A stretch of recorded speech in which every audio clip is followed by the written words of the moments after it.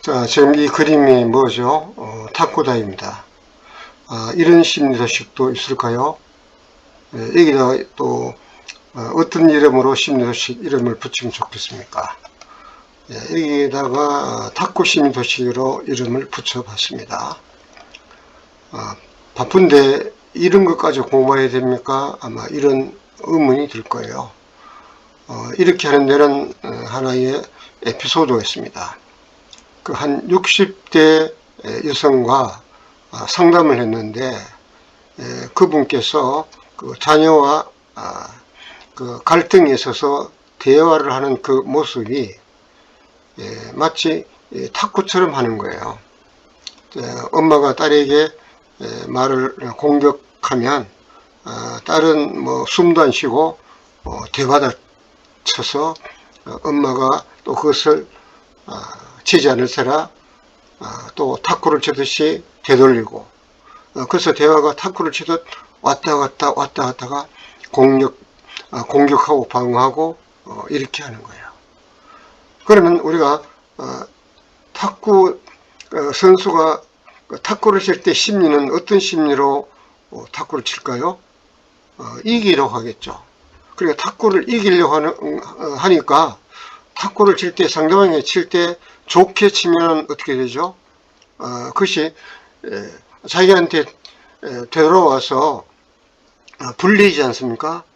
그래서 공을 칠 때 상대방이 잘 못 받도록 공을 치고 상대방 역시도 공을 칠 때 잘 받도록 하면은 이길 수가 없으니까 또 잘 못 받게 공을 치고 우리가 그 싸울 때 상대방에게 좋은 말이 가지 않고 상대방이 패배하도록 이렇게 공격을 하지 않습니까? 그 모습이 공격 방어 이런 모습이 마치 탁구처럼 왔다 갔다 한다 해서 탁구 심리소식이라는 이름을 붙였습니다. 원래 내가 이런 이름을 붙일 생각을 못했는데 그 내담자뽕에서 내 도식이 마치 핑퐁 대화를 하고 있었군요. 이렇게 해서 이 탁구 심리 도식을 이름을 붙인 거예요. 그래서 우리 구독자들께서도 절대로 이 탁구를 치듯 그런 대화를 해서는 안 된다라는 것입니다. 자, 넘어갑니다.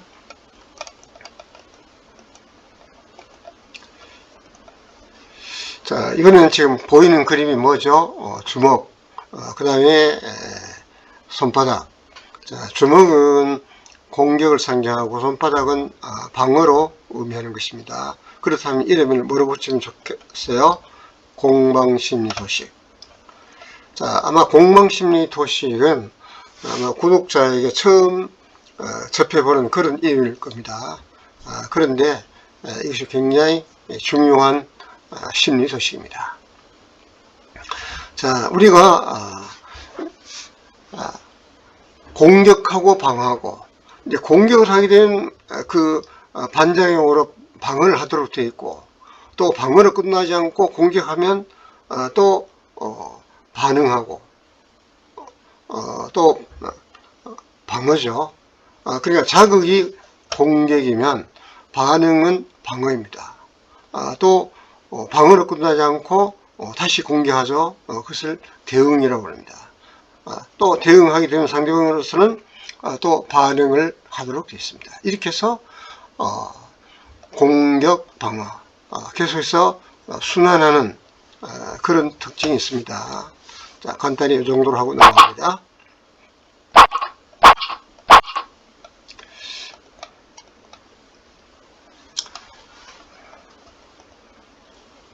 자, 이번에는 자, 어떤 그림이죠?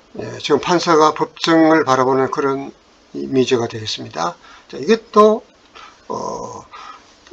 참 중요한 도식입니까? 예, 그렇습니다.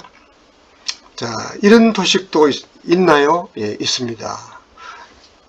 자, 이런 도식에 이름을 붙이기가 좀 막막하죠? 예. 여기다가 법정공방심도식이라는 그런 명칭을 부여해 봤습니다. 자, 우리가 실제 법정에서는 어떤 일이 일어나죠? 공격과 방어가 일어납니다. 그래서 공격과 방어를 합치면 공방이죠. 이제 법정에서 일어난다고 해서 법정 공방도시이다, 이렇게 이름을 붙여봤습니다. 우리가 법정 싸움은 항상 공격하는 것과 공격을 하게 되면 상대방이 방어를 하고, 이렇게 해서 우리는 이런 말은 많이 들어봤습니다. 우리가 법정 공방을 한다, 이런 말을 많이 들어봤습니다. 자, 그래서 준비한 이미지로 한번 보도록 합니다. 자, 지금 검사가 등장을 했습니다. 또 변호사가 등장했습니다. 이제 법정이 시작이 됐습니다. 이제 검사가 기소를 시작으로 이제 법정 공방이 일어나죠. 그 다음에 검사의 기소는 공격에 해당되는 것이고 자극에 해당되는 것이고, 그 다음에 이렇게 하게 되면 상대편에서 방어를 하게 되고, 방어하는 것을 반응한다라고 얘기할 수가 있죠. 변호사가 방어를 합니다. 변호사가 방어하는 것을 변호라고 얘기하죠. 그럼 변호사는 변호만 하는 것이 아니라 이기 위해서 상대방을 공격합니다. 이것이 논박이잖아요. 그 다음에 상대방의 논박에 대해서 또 검사로서 논박에 대해서 논박을 합니다. 이게 방어가 되겠죠. 그 다음에 여기서 끝나지 않고 또 검사가 논리를 세워서 날쌘 논박을 상대편에게 또 하면 계속해서 공격하고 방어하고 공격하고 방어하고, 우리 변호사는 방어만 잘해야 되는 것이 아니라 공격도 잘해야 됩니다. 이 검사나 변호사는 공격과 방어를 잘하는 것이 자기 일을 잘하는 겁니다. 그런데 법정에서는 공격하고 방어하면은 별로 문제가 안 되는데, 왜? 판사가 판결을 통해서 문제를 해결해 주는데, 이것을 우리가 가정 안에서 마치 법정에서 하는 그런 대화가 오고 가더라는 거죠. 가정 안에서 이루어진 대화는 이게 참 문제가 많습니다. 법정에서는 문제가 끝이 해결이 되는데, 가정 안에서 이 법정에서 하는 그런 공방 대화를 하면 이것은 굉장히 갈등을 키우게 됩니다. 가정 안에서는 재판관이 있더라고요. 그게 누구냐면은 자녀예요. 엄마가 자녀를 상대로 너네 아버지 이렇고 저렇고 저렇고 이렇게 이야기하게 되면 또 아빠는 그냥 있지 않죠. 너네 엄마 이렇고 저렇고 이렇게 얘기를 하면 이제 이 재판관인 어린애가 굉장히 헷갈립니다. 우리가 이런 걸 두고 뭐라고 얘기하죠? 고래 싸움에 새우등 터진다. 근데 이 결말이 어떻게 되느냐 봤더니, 이제 엄마가 아빠하고 잘 이렇게 얘기해서 한편이 되면 이혼해서 엄마하고 살고, 아빠가 아이를 잘 이렇게 또 설득하고 이렇게 잘 이렇게 연합이 되면 이혼 후에 아빠하고 살아요. 물론 이제 현상을 일부를 이해하는 것이 전부 이해는 아닙니다. 그러니까 가정 안에서 가까운 사이에서는 이렇게 법정에서 하는 그런 나를 세운 공격하고 방어하고 이런 대화를 해서는 안 된다는 것입니다. 그래서 제가 이혼을 연구하면서 모든 이혼하는 사람들이 마치 법정에서 하는 그런 공격하고 방어하는 그런 공방 대화를 하더라 하는 것을 내가 봤기 때문에 이런 대화는 하지 않아야 된다라고 강조하고 있습니다. 자, 이 그림이 뭐죠? 이 그림이 전쟁이지 않습니까? 이것도 중요한 도시입니까? 예, 아주 중요한 도시입니다. 여기다가 이름을 붙이면 어떻게 붙일 수 있을까요? 이것은 전쟁 심리 도시이다. 우리가 전쟁하는 심리가 있죠. 예, 전쟁하는 심리 있으면 어떤 심리죠? 예, 전쟁은 이기려고 하는 그런 심리를 가지고 있습니다. 이기려고 하니까 어떻게 하죠? 뭐 완전히 피 터지게 싸우죠. 이와 같은 것을 전쟁 심리 도시다라는 것입니다.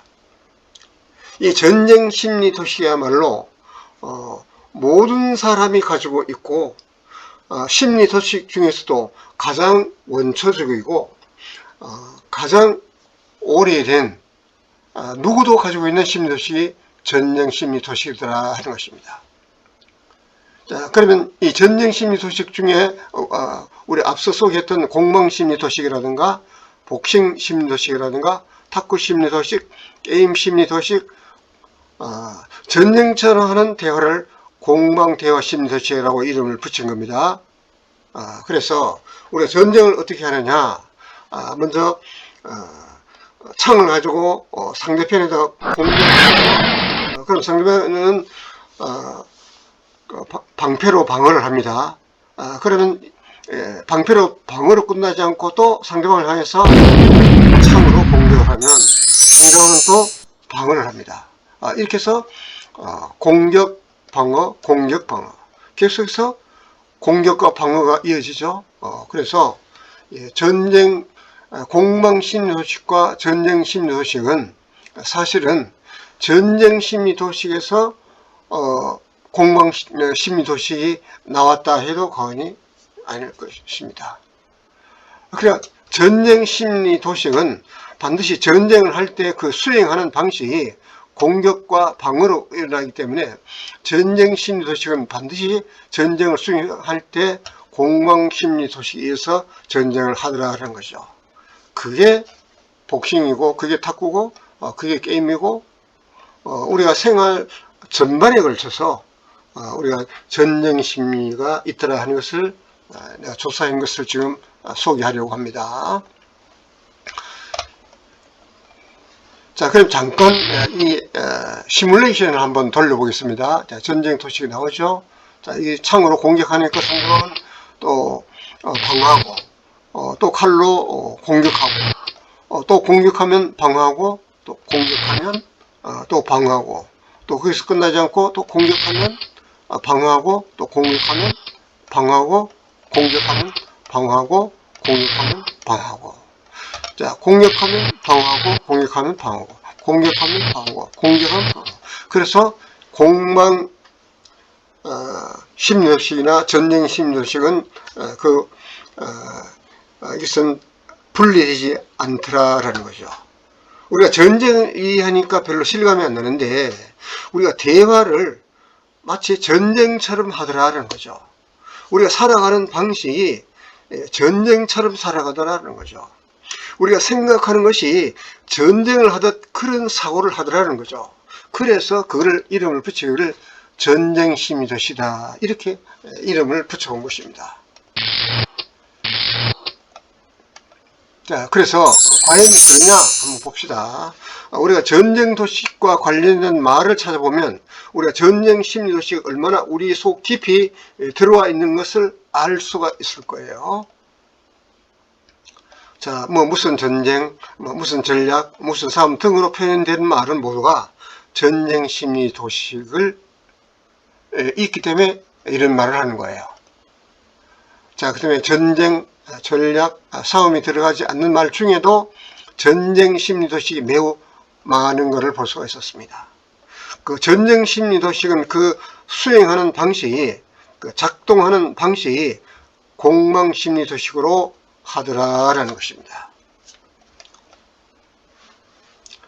자, 그래서 우리가 이 사랑과 전쟁이라는 거 있죠? 이걸 드라마 제목 아니겠습니까? 이혼하는 사람들이 부부 싸움을 전쟁처럼 하는데 무엇을 사랑을 가지고 싸우기를 전쟁처럼 싸운다고 해서 사랑과 전쟁 그런 이름이 붙은 거 아니겠습니까? 이 안에는 전쟁 심리 도식이 들어가 있다는 거죠.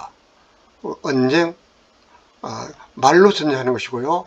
논쟁, 논리로 전쟁하는 것이고, 입시 전략, 우리가 입시를 준비하고 대비를 할 때 전쟁처럼 하는 게 입시 전략 아니겠습니까? 또 행동할 때도 전쟁처럼 어떤 계략을 가지고 하겠다고 해서 행동 전략. 그 다음에 기싸움은 다른 말로 힘싸움 아니겠습니까? 이것은 정말 죽으라고 전쟁을 치듯이 싸우는 것이 전쟁 심리 소식이다라는 거죠. 그다음 옳고 그름을 우리가 이걸 갖다 시시비라고 하지 않습니까? 이건 뭐 정말 전쟁을 수행하듯 그렇게 서로 주장을 하죠. 그다음 힘겨루기, 이거 역시 전쟁을 하듯이 하더라는 거죠. 복싱이나 탁구도 아주 전쟁에 임하는 사람처럼 하더라. 여기에는 그 전쟁 심리학이 있다, 이런 얘기입니다. 자, 법정 공부도 죽기 아니면 살기로 하죠. 이게 뭡니까? 전쟁이잖아요. 모든 게임에는 패자와 승자가 있습니다. 패자가 승자가 있는 곳이 어디입니까? 전쟁이죠. 또 게임을 할 때 전부 전쟁 원리가 다 들어가잖아요. 어떤 전략을 발휘하고 공격하고 방어하고 그렇게 해서 공격에 잘 대비하지 못하면 패배하게 되고, 모든 게임 속에는 전쟁 심리가 들어가 있어요. 모든 스포츠가 전쟁 심리가 다 들어가 있어요. 패자와 승자가 있습니다. 그 다음에 또 그런가 하면 온통 난리, 이건 뭘 묘사합니까? 전쟁 장면을 연상하게 되잖아요.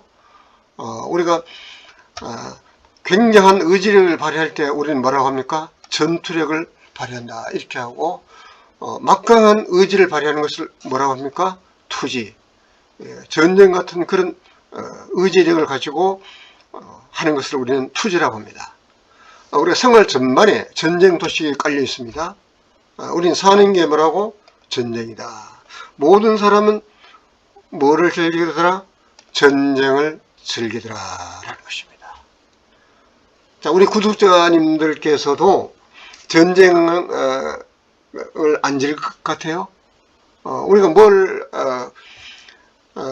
해도 이 같은 경쟁하고 이렇게 전쟁처럼 하지 않으면 재미를 못 느껴요. 그냥 경쟁을 좋아하고 이기고 싶은 마음속에는 전쟁 심리 도식이 깔려 있으며, 이 전쟁은 공망 심리 도식에 의해서 전쟁을 수행하더라라는 것입니다. 자, 이제 마무리를 하겠습니다. 자, 무슨 전쟁, 무슨 전략, 무슨 싸움 등 이런 말 외에도 우리가 인간의 욕망을 추구하는 마음 안에는 뭐가 들어가 있다고요? 전쟁 심리 도식이 들어가 있더라. 그 다음에 이 전쟁을 어떻게 수행하더라? 공망 심리 도식에서 작동하더라 라는 것입니다. 자, 그러면 이런 얘기를 왜 이렇게 지금 강조하고 있다고 생각하십니까? 우리는 인간관계 방식을, 특히 대화를 공격하고 방하고, 이게 공망도식이라고 그랬죠. 여기다 심리를 적용하게 되면 공망심리도식 하지 않았습니까? 대화를 이렇게 하게 되면 승자와 패자가 생기는 거예요. 우리가 전쟁이나 게임에서는 이기면 상이 있는데, 우리가 대화에서는 이기는 게 아니죠. 이기고 나면 관계가 깨어져 버리니까 그게 어디 이긴 겁니까? 차라리 적절히 지는 게 낫죠. 그렇다고 지면은, 패배하면 어떻게 되죠? 패배하는 그 자체로 참 낭패스럽고 또 엄청난 상처를 받으니까, 우리가 인간관계를 한다거나 대화를 할 때는 절대로 해서는 안 된 대화가 무슨 대화죠? 공망심리에 의한 공망 대화를 하지 말아야 된다. 이것을 지금 강조하고 있습니다. 자, 대화를 뭐처럼 하지 말자? 전쟁처럼 하지 말자. 대화를 전쟁처럼 하는 대화를 공망 대화 심리 도시에서 공망 대화를 한다라는 것입니다. 자, 그럼 우리가 익숙해져 있고 배운 게 공방 대화이기 때문에 누구든 이 공방 대화를 해요. 그런데 이 공방 대화를 심하게 하게 되면 그 끝은 답이 나와 있다는 거죠.